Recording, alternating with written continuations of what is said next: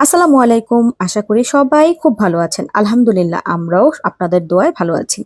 তো আজকে সকালের টিফিনে আমি এই নাস্তাটা বানিয়েছিলাম।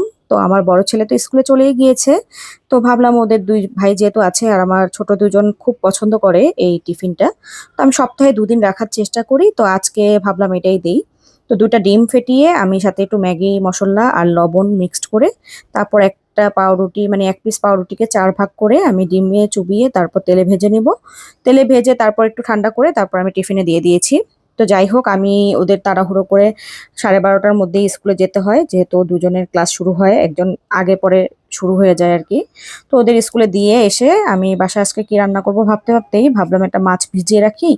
রাতে রান্না করে ফেলবো আর দুপুরে গতকালকের গরুর মাংস ছিল সেটা দিয়ে একটু তেহারির মতো করে রান্না করে নিয়েছি।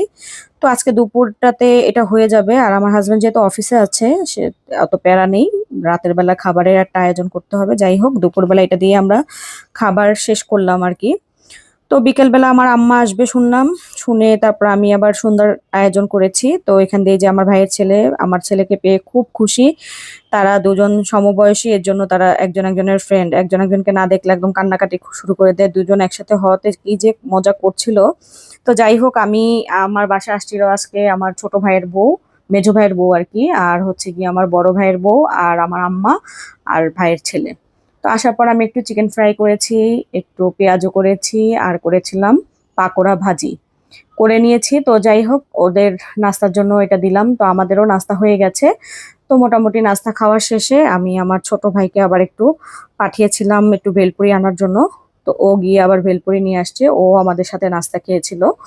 তো ফোন দিয়ে ওকে বলার পরে ও আবার ভেলপুরি আনার পর আমরা সবাই মিলে খেলাম। যাই হোক সবাই খাওয়া-দাওয়া শেষে তো ওরা খাওয়া শেষ করে আবার চলে গেল ওদের বাসায়। আমার হঠাৎ করে মনে হলো যে আমি তো মাছ ভিজিয়ে রেখেছি। তাড়াহুড়ো করে মাছটাকে খুব ভালোভাবে লবণ দিয়ে ধুয়ে খুব ভালোভাবে ওয়াশ করে নিয়েছি। ওয়াশ করার পরে আমি একটু তেল দিয়ে দিলাম। তেল দিয়ে একটু পেঁয়াজ আর সাথে একটা আ তেজপাতা আর দিয়ে দিলাম কাঁচামরিচ। আমি সবসময় বড় মাছের চেষ্টা করি তেজপাতাটা দিতে আরকি। তাহলে আরকি মাছের যে একটা গন্ধ থাকে নিজস্ব সেটা একটু কম লাগে। একটু আদা বাটা, একটু রসুন বাটা দিয়ে আবার একটু ভাজা করছিলাম। ভাজা করে নিয়ে তারপর এখানে আবার হলুদ, মরিচ, লবণ, তারপর জিরা গুঁড়ো, ধনিয়া গুঁড়ো দিয়ে তারপর খুব ভালোভাবে কষিয়ে নিয়েছি। কষিয়ে নিয়ে একটা টমেটো ছোট করে কেটে দিয়েছি। কেটে দিয়ে তারপর টমেটোটাকে খুব ভালোভাবে ভেজে নিয়েছি। ভাজা হয়ে গেলে তারপর আমি একটু পানি দিয়ে আবার কষিয়ে নিব। কষিয়ে নিয়ে তারপর আমি মাছটা দিয়ে দিব।